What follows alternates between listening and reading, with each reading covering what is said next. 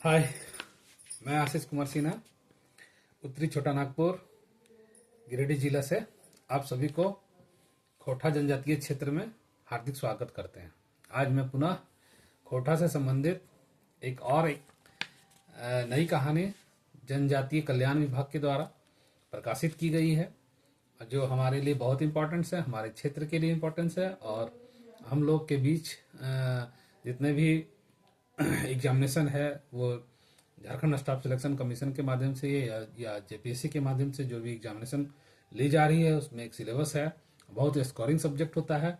इसमें बच्चे लोग 90 प्लस स्कोर करते हैं और इसके माध्यम से उनका सिलेक्शन पक्का होता है। तो उसी के उपलक्ष्य में आप लोग के बीच में एक छोटी सी कहानी है, परंतु है मनोरम और बहुत इंटरेस्टिंग है। यह जनजातीय कल्याण विभाग शांति भारत के द्वारा लिखा गया, जो हमारे बहुत ही खोटा के पॉपुलर लेखक हैं। इनके द्वारा कविता, कहानी, उपन्यास वगैरह सभी क्षेत्र में इनका योगदान रहा है। वो भी खोटा के लिए पॉपुलर माने जाते हैं। बहुत ही फेमस कवि हैं, फेमस राइटर हैं। इनकी एक कहानी है जिसका नाम है धनिक धधनी। धनिक धधनी मतलब होता है धन को अचानक किसी को मिल जाने से उसमें वो नितराता है, इतराता है, इठलाता है और यानी कि आसमान को छूने लगता है। ऐसा इस प्रसंग में दिखाया गया है। और खोटा में जो भी पात्र होते हैं वो बहुत ही मनोरम पात्र होते हैं, बहुत ही नेचुरल होते हैं। आप देखेंगे कि इस खोटा में जितने भी कहानीकार हैं, जितने भी लिखने वाले हैं, जिन्होंने कविता लिखा है, जिन्होंने कहानी लिखा है, उपन्यास लिखा है, यात्रा वृत्तांत लिखा है, निबंध लिखा है, वो उनका जो पात्र होता है वो एकदम नेचुरल होता है। यह क्षेत्र ही जनजातीय क्षेत्र कहलाता है, जिसमें हम जनजातीय विशेष भाषा का वर्णन भी होता है। तो ये जो हमारा उत्तरी छोटा नागपुर क्षेत्र है उसमें प्रकृति से संबंधित बहुत ही महत्वपूर्ण बातें होती है। प्रकृति प्रेमी भी होते हैं और प्रकृति ही इनका पात्र होता है। प्रकृति के जो भी दिया हुआ वस्तु है, मनुष्य हो, जानवर हो, पेड़ पौधा हो, ये सब इनके पात्र होते हैं। तो ये नेचुरल आयाम है, एकदम नेचुरल, परफेक्ट। इसलिए इसमें आनंद ही आनंद है।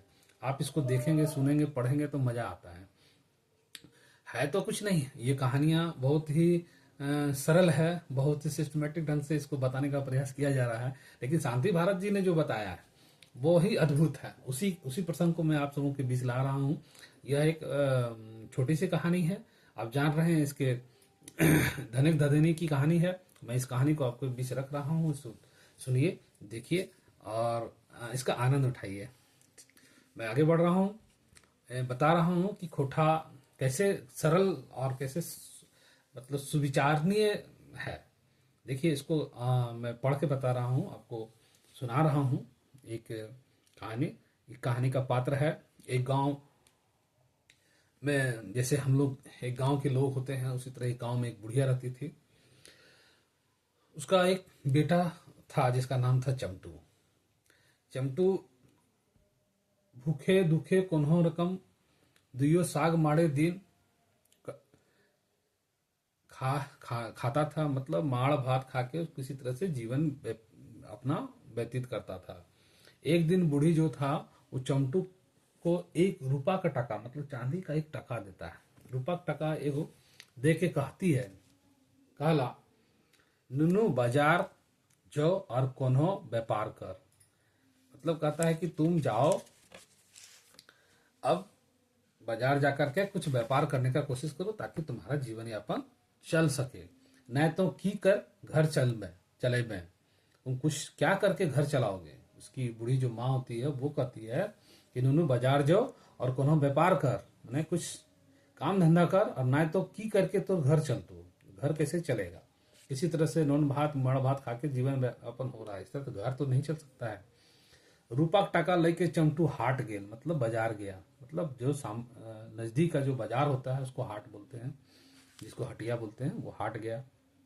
सारा दिन हाटे दुकानदारी देख के चमटू थक गया। पूरा दिन जो हाट में घूमता है, लेकिन वो उसको कुछ चीज पसंद नहीं आता है।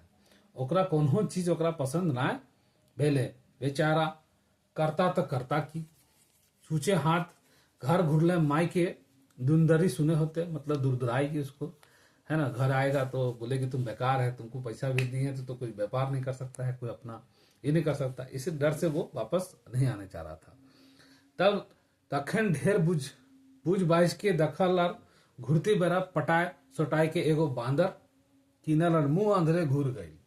मतलब जब वो हाट गया तो उसको जब कोई चीज पसंद नहीं आया, कुछ उसका समझ में नहीं आया, तो वो क्या किया, एक बंदर को खरीदा बाजार में और मुंह अंधारे बेरा, मतलब सुबह होने से पहले, सॉरी सांझ होने से पहले वो घर के लिए निकल गया। तो घर घुस गया। जब शाम हो रहा था, सांझ हो रहा था, उसको मुंह अंधारे बोलता है, अंधारे घर घुस। बेटा काम देखे बूढ़ी रागे चमटू के धमकावे लगा। उसका जो काम देखा कि तुमको हम व्यापार करने बोले, तुम बांदर खरीद के ले आया।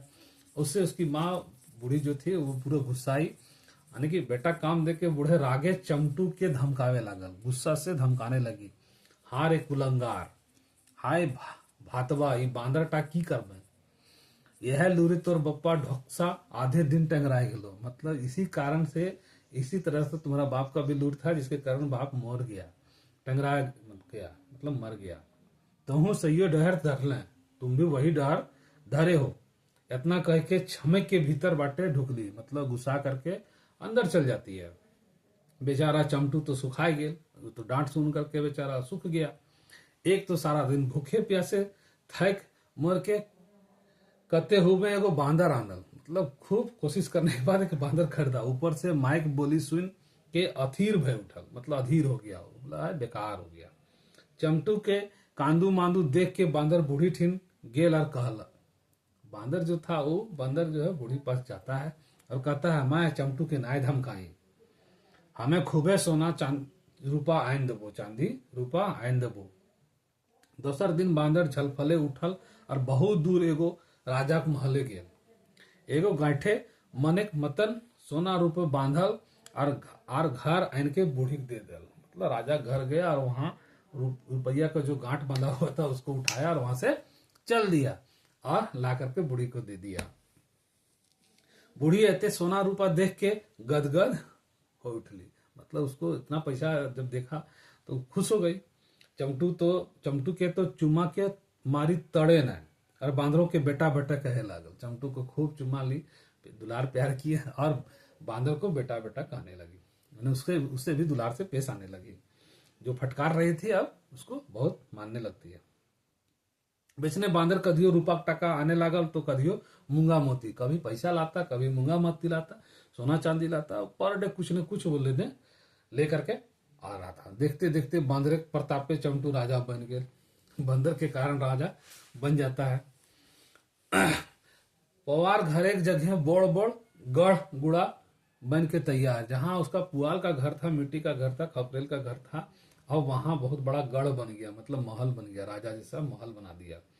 लाखे कारोबार चले लागल, बहुत बड़ा कारोबार। घोड़ा हाथी घर भर गए, दूधे बान बोहे लागल, मतलब दूध का नदी बहने लगा, कहने का यही अर्थ है उसका। दूधे बान बहे लागल।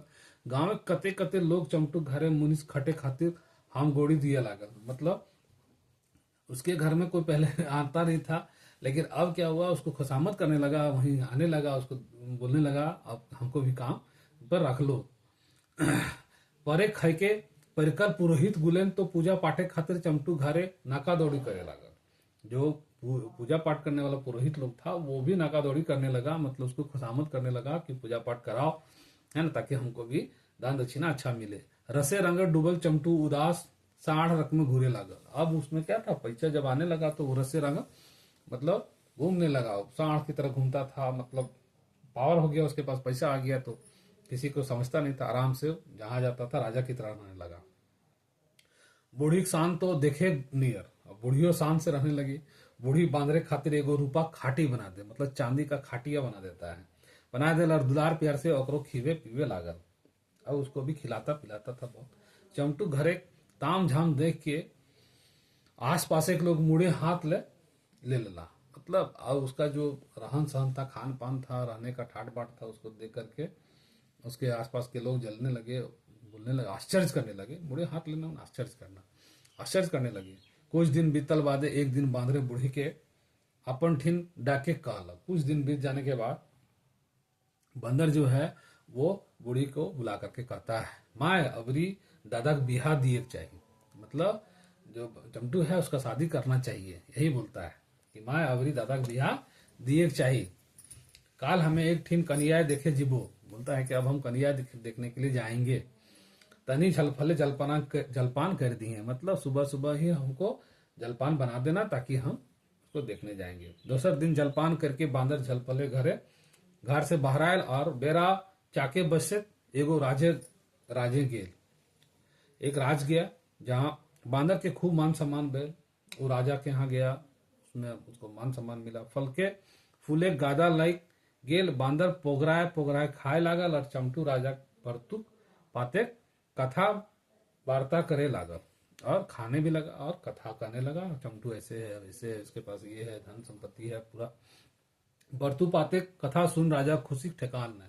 अब उसके बाद सुन करके जो है राजा खुश हो जाता है और तकर बादे बिहार दिन ठेकान धराय के बांदर हासिल खेलल घर घूर आयल और बात विचार करके शादी का डेट फिक्स करके वो वापस आ जाता है। और बूढ़ी सुनली तो गर्वे फूल गेली, मतलब जब सुने कि जब बांदर जो है शादी सेट करा दिया चमटू का तो और खुशी से फूल गई बांदर।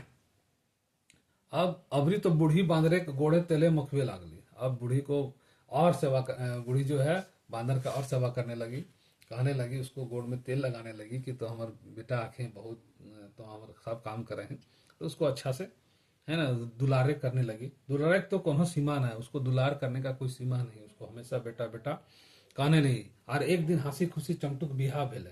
अब डेट निर्धारित था तो उसका शादी हो गया। बुढ़िया के हाथे सरगे चांद आ गई। अब बेटा पुतो आ गया तो उसको और खुशी का ठिकाना नहीं रहा। भला के करे चमटू कखनो बांदरे टवान ले ना चमटू बहू ही। कुछ दिन बीत जाने के बाद क्या हुआ, ना उसको उसको बंदर का कोई खोज खबर लेने लगा, ना उसकी करिया ही उसको ये करती थी, बल्कि और चमटू कखनो बांदरे टवान ले ना चमटू बहू। ऊपर ले यदि कखनो बांदरे चमटू के बहू के भौजी भौजी कहे तो बांदर के खकुआ दे। बांदर ने हिंदे के रहल न हुंदे के गोठे गनाए के पंखाए बांधाए गेल।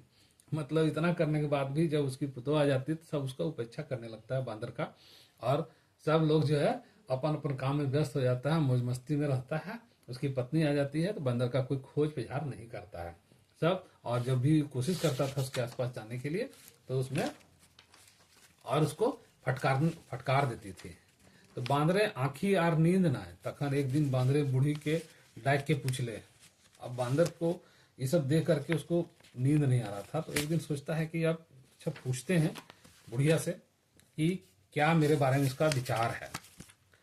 तो माए दादा तो बिहा भय गेले, अबरी हम यदि मोर जाए तो की करबे। बूढ़ी को बोलता है कि दादा तो बिहा भय गेलो, आप तो साफ भय गेलो, अगर हम मोर जीबो तब तो की करबे। बूढ़ी को बोलता है। तखन बूढ़ी कहले, हाँ बेटा ऐसा आओ खाओ काहे बोके हैं, तुम ऐसे आओ खाओ काहे बोल रहा है। तुम्हें मोरले खूबे कांदबो और तेरा चंदन काठे पड़ेबो, मतलब तुमको चंदन काठ से जराएंगे और फिर तुम मोरले हमें की यार बचब बेटा।